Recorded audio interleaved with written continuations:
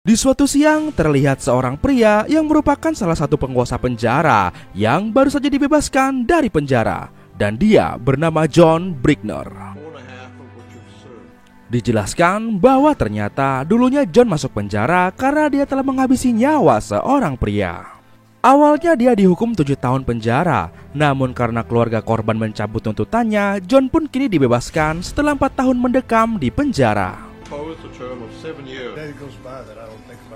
John yang kini sudah bertobat pun memutuskan mulai kini dia akan hidup dengan cara yang baik. Dan dia pun kini memulai kehidupan barunya dengan bekerja sebagai kuli bangunan.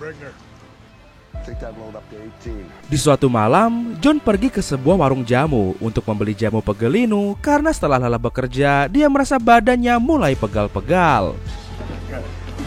Namun lagi asik-asik menikmati jamu pegelinu, tiba-tiba dia melihat seorang pelayan cantik yang bernama Frankie sedang diganggu oleh sekumpulan jomblo lapo, yaitu Saeb, Ubed, dan Junaidi. John yang merasa risih dengan kelakuan para jomblo itu pun langsung mencekik Saeb dan menyuruhnya untuk meminta maaf pada Frankie. Sang pemilik warung jamu yang bernama Chip ternyata melihat hal itu, dan dia pun berinisiatif meminta John untuk mau bekerja paruh waktu untuk menjadi seorang petugas keamanan warung jamu tersebut di malam hari. John yang kala itu memang sedang membutuhkan uang untuk membangun kehidupan barunya. Tanpa pikir panjang, dia langsung menerima tawaran itu. Di suatu malam, terlihat ada 2 orang tamu yang bernama Sujono dan Purnomo yang sedang ribut gara-gara memperdebatkan siapa yang terbaik antara Messi dan Ronaldo. John yang merupakan petugas keamanan sekaligus fansnya Bambang Pamungkas pun segera memisahkan mereka berdua dengan cara yang baik. Namun bukannya berbaikan dan pulang, setelah dipisahkan, Sujono dan Purnomo pun malah ribut kembali. John yang merasa kesal karena mereka ribut kembali. Ditambah lagi mereka berdua belum subscribe channel dan like video ini. Akhirnya John menjotos mereka berdua dan mengusir mereka dari warung jamu tersebut.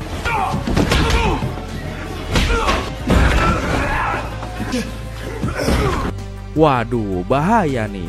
Di sini gua mau nyaranin buat penonton yang belum like video dan subscribe channel ini, buruan deh like dan juga subscribe daripada kalian nanti kena jotos sama si John. Oke, lanjut. Di saat itu, seorang pria bernama Reno yang merupakan pacar dari Frankie tertarik pada gaya bertarung John, dan Reno langsung menawari John satu job tambahan lagi. It's great, it's fantastic, some real money. Namun John yang merasa tidak cukup waktu karena sudah bekerja di 2 tempat, akhirnya memutuskan untuk menolak tawaran itu.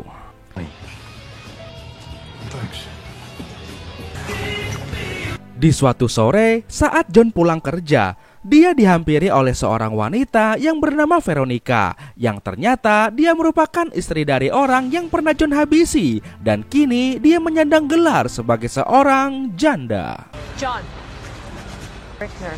Mereka pun pergi ke kafe untuk membicarakan sesuatu. Di sini diketahui bahwa ternyata Veronica lah orang yang sudah mencabut tuntutan kepada John, hingga akhirnya kini John bisa keluar dari penjara. Veronica menjelaskan bahwa tujuan dia membebaskan John karena dia berharap John mau membantunya mencari uang sebesar $250.000 untuk biaya berobat anaknya.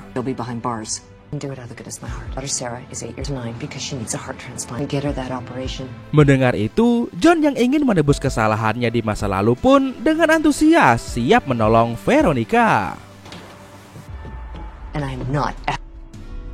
Di malam harinya, John yang sedang berusaha mengumpulkan banyak uang pun mendatangi Frankie untuk menanyakan keberadaan Reno karena dia ingin menanyakan tawaran kerja kemarin. Frankie pun mengantarkan John menjumpai Reno di suatu bar. Setelah menjelaskan maksud dan tujuan John menjumpai Reno, Reno pun membawa John ke suatu tempat baku hantam. Karena ternyata pekerjaan yang Reno maksud adalah menjadi seorang petarung bawah tanah. Mengetahui hal itu, John pun dengan sigap menolaknya. Karena John benar-benar sudah ingin bertobat dan tidak mau menghabisi orang lagi. Spider's name's Timmons. Oh, thanks. Interesting. Look, I know you're all... Keesokan harinya, John datang ke rumah Veronica dan mengatakan bahwa sepertinya dia tidak bisa memberikan uang yang Veronica butuhkan dalam waktu yang cepat. Mendengar itu, Veronica pun tampak marah dan kecewa. Padahal, Veronica sudah sangat berharap kepada John setelah membaca surat-surat penyesalan yang selama ini John kirimkan dari penjara. Saking kecewanya, Veronica pun sampai mengatakan bahwa semua masalah ini disebabkan karena dahulu John menghabisi suaminya. Sebab jika John dulu tidak menghabisinya, maka pasti kini Veronica sudah bisa membayar uang berobat anaknya. Tak lama kemudian, muncullah anak Veronica yang bernama Sarah dari kamar, yang khawatir karena mendengar ibunya ngomel-ngomel melulu sampai kedengeran sama tetangga. Melihat anak Veronica yang malang, di sini John jadi merasa semakin bersalah. Dan John pun berjanji bahwa dia akan terus berusaha membantunya mencari jalan keluar.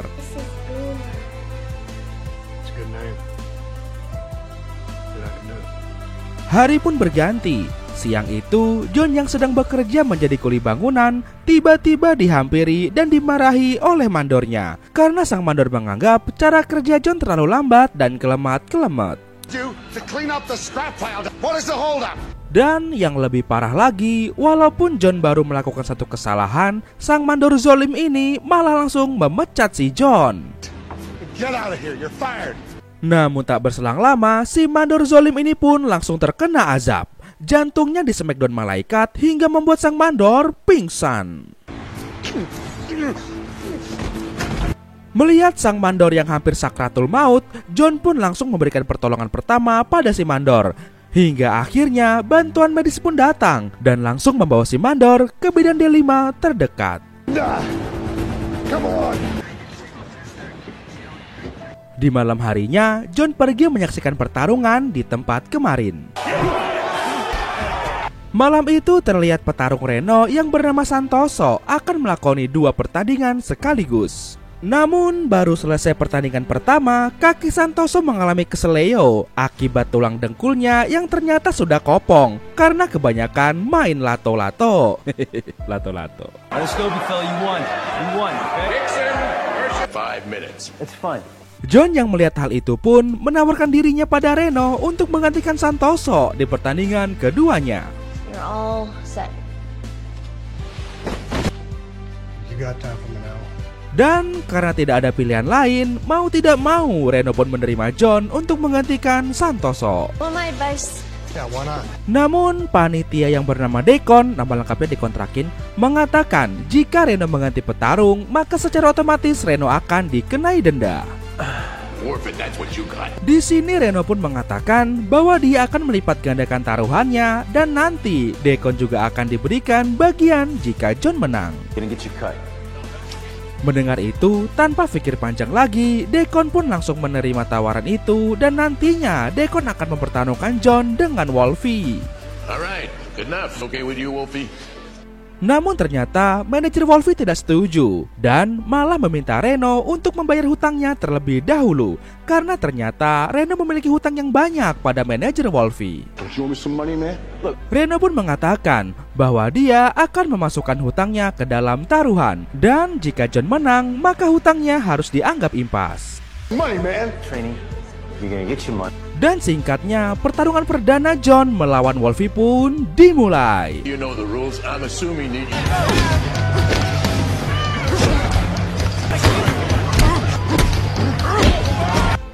Di awal pertarungan, John sempat kewalahan menerima serangan dari Wolfie.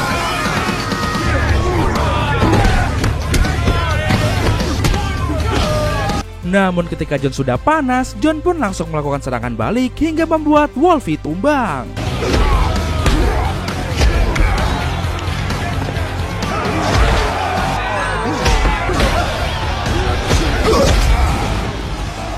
Setelah memenangkan pertarungan itu, tak lupa John juga membagi hadiah uangnya dengan Santoso. Hell of a dust up. Hari pun berganti. Pagi itu, John memulai aktivitasnya dengan lari pagi. Namun betapa terkejutnya John karena saat dia tiba di rumah, ternyata di dalam rumah sudah ada Reno dan Frankie yang menunggu dirinya. We keep tip top. room. Saat itu Reno mengajak John untuk melaksanakan pertarungan lagi. Dan karena John memang sedang BU, John pun langsung menerima tawaran itu. What do you think you got there, John? Happy split. Put up the purse money. It's usually to do that, we're gonna need money. We gotta give action to get action. Setelahnya Reno, John dan Frankie menjumpai Deacon sang pemimpin pertandingan. Reno meminta Deacon agar mau mengatur pertarungan antara John dengan juara bertahan dalam ajang itu. Sebab jika John bisa menang, maka mereka akan mendapatkan uang yang banyak. He's a good fighter. Di sini Deacon pun menjelaskan bahwa jika pertarungan itu ingin terselenggara, maka Reno harus menyiapkan uang yang banyak.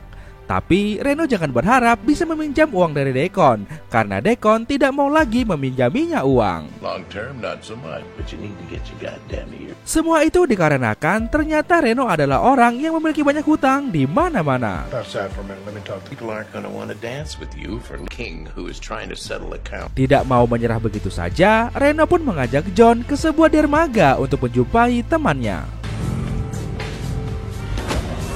Terlihat di sini sedang diadakan pertarungan liar yang ditonton oleh banyak orang. Dogs go do that.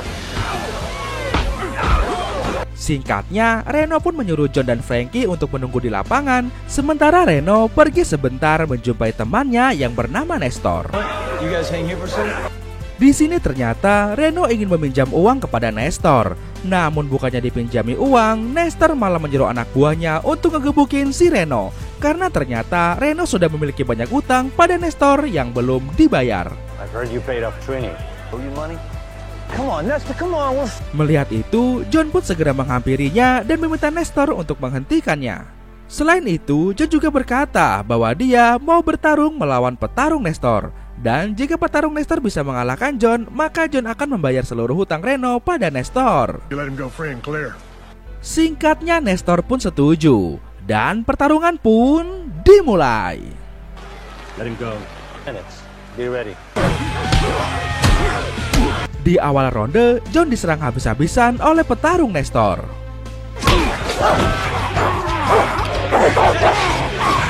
Namun setelah dirasa cukup main-mainnya, akhirnya John pun mulai bertarung dengan serius.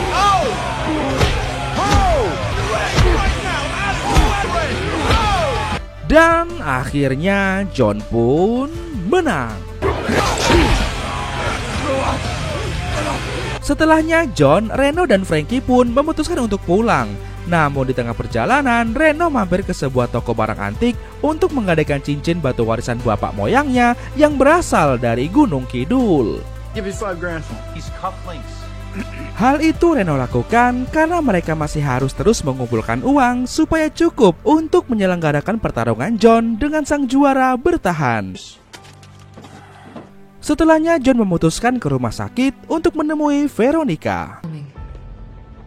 Di rumah sakit, John melihat anak Veronica yang bernama Sarah sedang terbaring tak berdaya. Dan hal itu membuat John semakin merasa bersalah. Keesokan harinya, kembali John akan melakoni pertandingan untuk mengumpulkan uang supaya bisa melawan juara bertahan. Dan singkatnya, pertarungan John pun dimulai.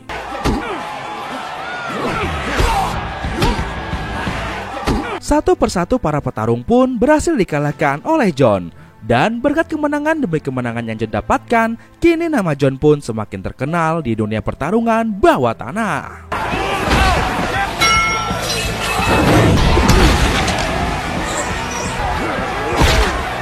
Namun karena John terus menang dan menang, kini semua orang takut pada John.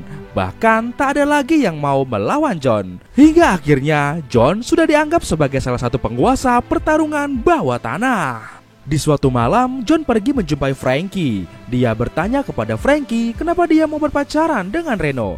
Frankie pun menjelaskan bahwa sesungguhnya dia hanya menganggap Reno sebagai kakak saja, karena Frankie pernah ditolong Reno dari seseorang yang jahat kepadanya. Dan dari situlah Frankie berhutang budi pada Reno. Di sisi lain, terlihat Reno yang sedang main judi di suatu tempat. Di saat Reno sedang main judi, tiba-tiba muncullah 3 orang anak buah Fat menghajar Reno. Semua itu tidak lain disebabkan karena ternyata Reno juga memiliki hutang yang sangat besar kepada Veld dan belum dibayar-bayar hingga kini. Mr. Phelps wants his 150. Setelah puas menghajar Reno, salah satu anak buah Veld yang bernama Darman menyarankan Reno agar segera membayar hutangnya paling lambat minggu depan. Karena kalau tidak, maka dia akan mengirim Reno dan Frankie ke alam kubur. Just let me kill him. Hey, you have 1 week. Hari pun berganti. Reno yang saat ini terdesak harus segera melunasi hutang pun kali ini meminta John untuk bertarung dengan petarung Nestor.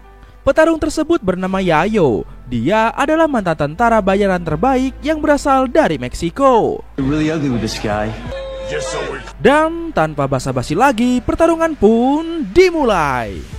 Let's get this over. Di awal pertandingan, John sempat kewalahan menghadapi manusia otot ini.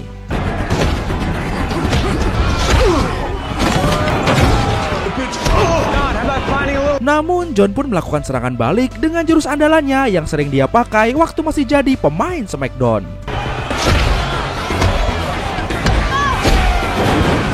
Dan akhirnya Yayo pun tumbang.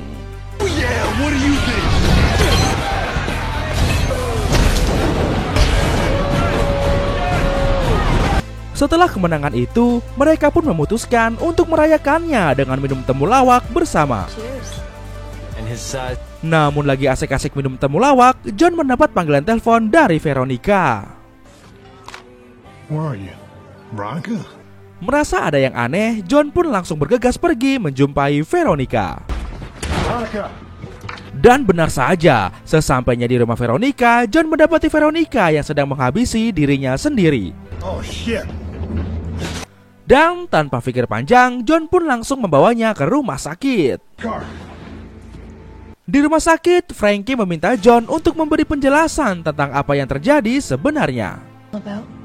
John pun menceritakan semuanya kepada Frankie. Dan salah satu alasan dia mau bertarung kembali adalah agar bisa membantu Veronica membayar operasi anaknya. Yeah, the reason. She wants me to pay for the operation. Don't make me out to be some kind of hero. Big money. Tak lama kemudian, ternyata Veronica berhasil selamat. Dan di sini terungkap fakta bahwa Veronica melakukan semua ini karena dia sudah putus asa.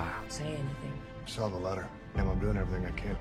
Mengetahui itu, John pun mencoba meyakinkan Veronica bahwa dia akan segera mendapatkan uang yang banyak untuk biaya operasi anaknya. You just trust me. I can do this. Di sisi lain, terlihat Reno yang datang ke toko barang bekas tempat dia menggadaikan cincin warisan bapak moyangnya. Namun sayangnya, sang pemilik toko sudah menjualnya, dan tentu saja hal itu membuat Reno sangat kesal. Cufflinks, I got an offer. Sold him? I told you not to. Di malam harinya, Reno, Frankie, dan John kembali berkumpul. Di sini, Reno menyampaikan bahwa John kembali mendapat tantangan tanding lagi dari Nestor. Making kind.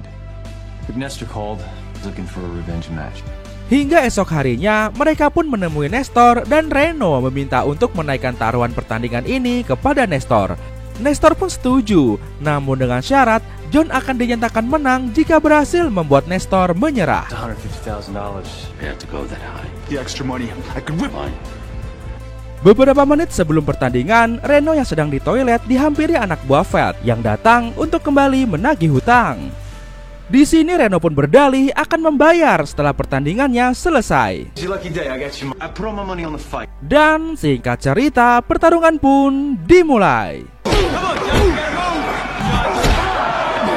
Dengan mudahnya, John berhasil mengalahkan anak buah Nestor. Meski begitu, John belum bisa dinyatakan menang karena Nestor belum menyerah.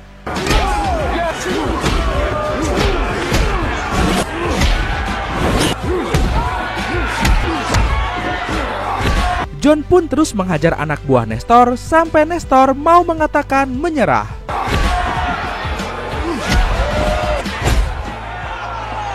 Namun meski anak buahnya sudah jadi rujak bebek dan sebentar lagi akan modar, Nestor masih tetap kekeh tidak mau menyerah.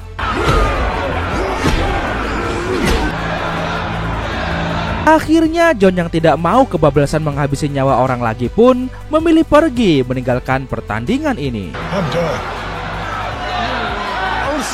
Di sini John pun dinyatakan kalah. Alhasil Reno yang gak jadi menang pun akhirnya gak mampu bayar hutang, dan ujung-ujungnya dia malah digebukin. John dan Frankie pun menemukan Reno dalam kondisi babak bunyak. Tanpa pikir panjang, mereka langsung membawanya pulang. Di perjalanan, Frankie menceritakan bahwa Reno memiliki hutang yang besar kepada seseorang bernama Fats. Frankie pun menjelaskan bahwa sesungguhnya itu adalah hutang Frankie yang diambil alih oleh Reno. Keesokan harinya, saat John sedang ngopi di Warjan alias warung janda, tiba-tiba John dihampiri oleh seseorang dan dia dibawa ke sebuah rumah milik kakek tua.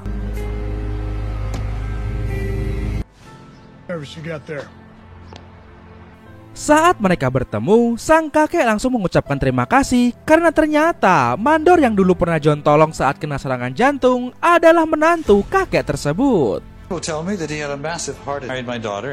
Dan untuk membalas kebaikan John, sang kakek ingin mengabulkan apapun permintaan John.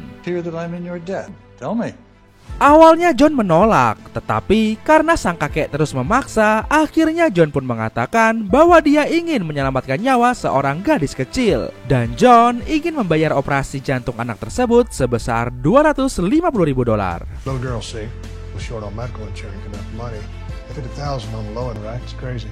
Namun di sini John hanya meminta dan akan memakai setengahnya saja, karena yang setengahnya lagi akan dia lipat gandakan dari hasil pertarungan. Mengetahui itu, sang kakek pun segera memanggil anak buahnya dan bertanya apakah John adalah petarung yang dapat diandalkan.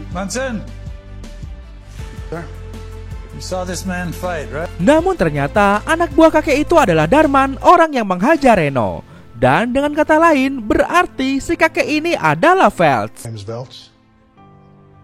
Menyadari itu, John pun bertanya pada Feltz tentang hutang Reno. Feltz pun menjelaskan bahwa Reno mempunyai hutang sebesar $150,000. Di sini Feltz pun menyuruh John untuk memilih antara uang $150,000 atau hutang Reno yang dianggap lunas.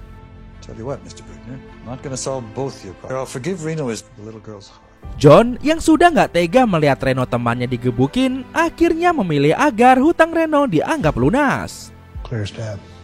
Namun, Fred yang melihat niat tulus John untuk menolong seorang gadis kecil pun akhirnya memutuskan bahwa dia juga siap memberikan modal uang kepada John agar bisa bertarung dengan juara bertahan. Singkatnya, John pun pulang. Di sana dia bertemu dengan Reno yang tiba-tiba berterima kasih karena hutangnya sudah dilunasi oleh John.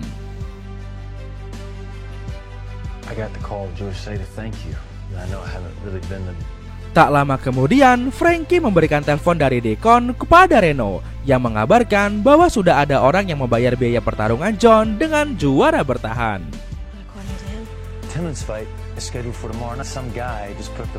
Hari pun berganti. Singkatnya, pertarungan antara John melawan juara bertahan yang bernama Chuck akan segera dimulai. Dan tanpa basa-basi lagi, pertarungan pun dimulai. Di awal pertandingan, saling jual beli baku hantam pun terjadi.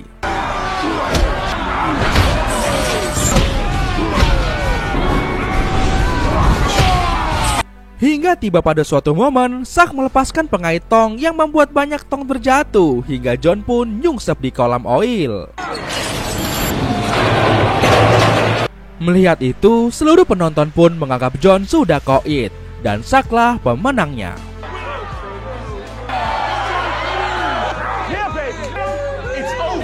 Namun tiba-tiba John bangkit lagi dan langsung mengamuk mengajar Chuck habis-habisan.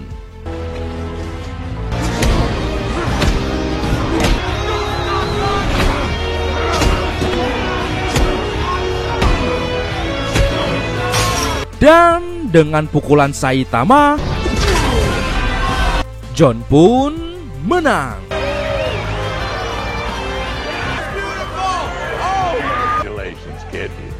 Keesokan harinya, operasi anak Veronica pun dimulai. Tentunya operasi ini bukan berkat asuransi BPJS, apalagi asuransi mobil RX, karena semuanya tentunya sudah lunas dibayar John tunai. Di sini Veronica sangat berterima kasih kepada John karena sudah membantunya menyelamatkan Sarah. Thank you. Okay, you better get in there. Tak lama kemudian, Frankie dan Reno pun datang ke rumah sakit. Melihat mereka datang, John pun langsung memberikan cincin warisan buah pak moyangnya Reno yang ternyata diam-diam sudah ditebus oleh John. You got some unfinished business. What is this? Thanks. Dan film pun tamat. Wah, enak banget ya guys kalau punya temen kayak si John ini, baik banget. Kalau ada temennya sebaik ini, gue mau dong 1 aja gak apa-apa deh, 10 lebih bagus. Yah, tapi nyatanya yang ada hanya teman-teman yang datang ketika mau butuh minjem duit doang. Pas minjem seolah udah mau meninggal, tapi pas ditagih, galaknya minta ampun. Ada yang kayak gitu gak temennya? Oke guys, kira-kira pelajaran apa yang kalian dapat dari film ini? Tulis di kolom komentar ya, kasih tahu gua. Dan sepertinya sampai sini dulu aja video kita kali ini teman-teman. Masih bersama gua Ren di Sensasi Trends. Akhir kata untuk menghemat kuota. Sampai jumpa lagi di video Sensasi Trends berikutnya. Bye bye.